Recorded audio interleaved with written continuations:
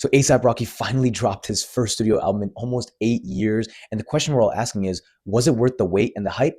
Let's get right into it. So Rocky was teasing Don't Be Dumb for a better part of a year, and finally we get the payoff in 2026 when he drops those two lead singles, Punk Rocky, which was a cool indie rock and cloud rap mix, and then also the most recent one being Helicopter, a more trap, grimy cut with a catchy chorus, and then he pairs it up with these cool PS2 nostalgic styles. So I really am hyped going into this project, and there are some great high highs. First one being Stole Your Flow, which is clearly a Drake diss. So finally we get Rocky shooting back at all these shots that Drake had on him on the beef. So he's talking about how Drake stole his flow, his fits, his style, but then he's just so unbothered now as he's living his best life with Rihanna, raising his kids. This is a cool moment for Rocky, finally showing that he is really evolving as a person and that he's able to show it off in a creative way with some cool 808s and synth flips in the song. Another one being Stop Snitching. I thought this was a classic Rocky flow, a little bit more trap based. I felt like the eerie sound and the horns at the beginning were really fun and addictive, and it just showcases his ability to be so versatile throughout a project. And then also Robbery, this jazzy type of cut, which I absolutely love, and then Doechii hopping on this back and forth. I love their chemistry on this and the characters they played. A really unique track on this album. And then lastly, Fish and Steak, the last song on the album. Tyler, the Creator, is featured on this, so this was a cool moment. Again, them collaborating. They just always find a way to strike gold. A great way to end this project. Overall, so many creative moments, so many cool sound effects. The